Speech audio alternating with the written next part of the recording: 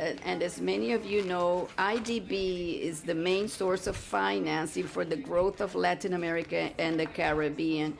It is a great ally of the port development of our region. Now we will hear some remarks for the Vice President of Sectors and Knowledge, Mr. Benigno López. Good morning, and thank you very much for the invitation to take part in the 29th Latin American Congress of Ports, and for allowing me to share with you the vision of IDB Group regarding trade, sea trade, ports. As you all know, just as the foreign trade is fundamental for economic growth, sea transport is the main means of accessing international markets. The impact of COVID-19 pandemic in regional and international trade was shorter and not as deep as expected. For instance, the cost of exports from Latin America and the Caribbean, which had contracted 9% in 2020, experienced an interannual recovery of 21% in the first semester of 2021. And placed 11% above the same period as 2019, increasing its levels from pre-pandemic periods. So the pandemic has shown that in an increasingly interconnected world, any progress solution could not leave aside solidarity mechanisms, international cooperation, and interregional cooperation. So there is no doubt that for Latin America and the Caribbean, perspectives of progress necessarily have to pass through greater trade and better integration, as expressed by one of the 5 key areas of the 2025 visions of the Bank for recovery and sustainable growth of the region. The recent reconfiguration process of value supply chains resulting from the pandemic is creating the possibility of shortening these in the search for lower costs, greater agility, and resiliency. Therefore, regionalization of these chains is a great opportunity for Latin American and Caribbean countries so that they can position themselves as an attractive destination for investments and an increase of exports, thus consolidating their regional integration process and driving growth and job creation.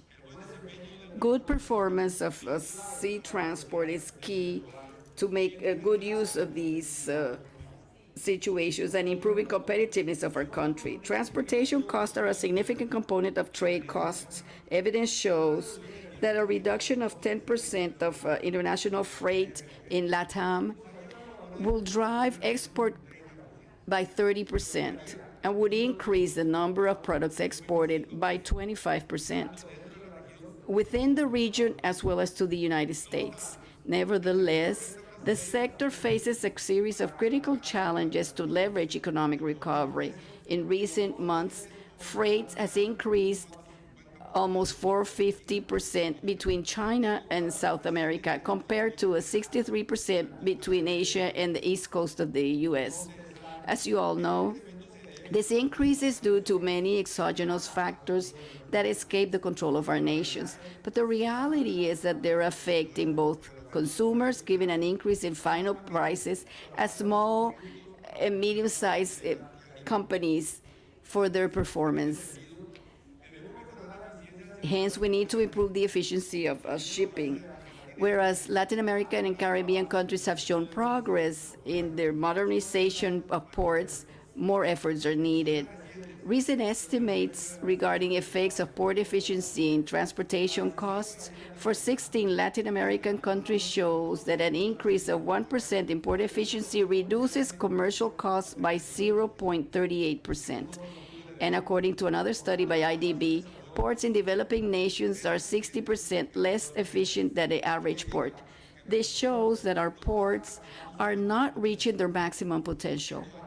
These findings point out the potential benefits that can be achieved when combining better quality investment with a more efficient service provision in the port sector. Also, the region is still way behind in digitizing its infrastructure, its transport infrastructure and commercial processes. Together with AAPA, we are carrying out a survey regarding the status of digital transformation, and since now we want to thank all those who have participated. The result of this job will show in 2022, but I would like to mention some preliminary results. Half of those surveyed expressed that their organization is way behind in digital transformation if compared to the global average in the sector. And whereas 70% say they already have a digital transformation policy or strategy, one of each two is still not implementing programs to this end. The lack of digital culture, resistance to change, and cost of implementation are the barriers that are most mentioned for this transformation to take place. From IDB, we want to continue being your strategic allies in promoting modernization of the Latin America and Caribbean port sector, and through operations with reimbursable resources and non-reimbursable technical assistance and research, specifically on three areas. First, which is promoting efficiency of the logistics infrastructure to reduce cost of trade, especially for SMEs and exporters and importers in remote areas. Also, we need to achieve greater integration with the interior of the country, with our airports and frontier crossings. So we need intermodal infrastructure. The region should increase 15% their highway infrastructure and that access ports by 2030 in order to satisfy the demand resulting from the expected growth. This investment needs to be sustainable and in association with the private sector. From our side, Be It Invest, we have been supporting the Colombian government in the legal, financial, and technical structure of the PPP to recover seaworthiness of the Magdalena River. This is a very strategic project for the country which promotes intermodalism and promoting river transport to reduce transportation costs, improve integrity, integration, and competitiveness, as well as reduce greenhouse gas emissions. I want to recognize the important progress made by Colombia with the implementation of its national logistics policy through a program of loans from IDB. With this, we support the government to achieve an efficient logistics system promoting intermodalism, efficiency, and competitiveness of the trade nodes, the international trade nodes. The second priority is to advance in the digital transformation of our ports and supply chains. One of the lessons learned from early in this pandemic was the need to guarantee flow of the critical chains, given the trade volumes of goods sent via shipping. Any problem, any issue can affect our populations. So improving the efficiency of the maritime sector, expediting trade, efficiency and automation of processes will help us reduce paper transactions and human interactions that are unnecessary. Together with AAPA, we are working on a roadmap for public-private cooperation with this purpose in mind.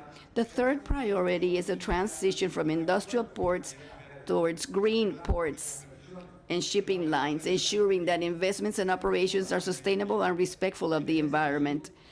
Here, we positively value the recent agreement at COP26 to create commercial routes of shipping lines and ports that generate zero emissions. This will help decarbonize international trade and can generate added value jobs. I want to mention a project we're financing by Bid Invest, the operator of the port in Nassau, Bahamas, which is to finance a solar program with photovoltaic cells on the roof of the main building at the port. This will reduce the carbon footprints of the operator, reducing consumption of electricity from the national distribution grid, generating electricity with a null emissions rate.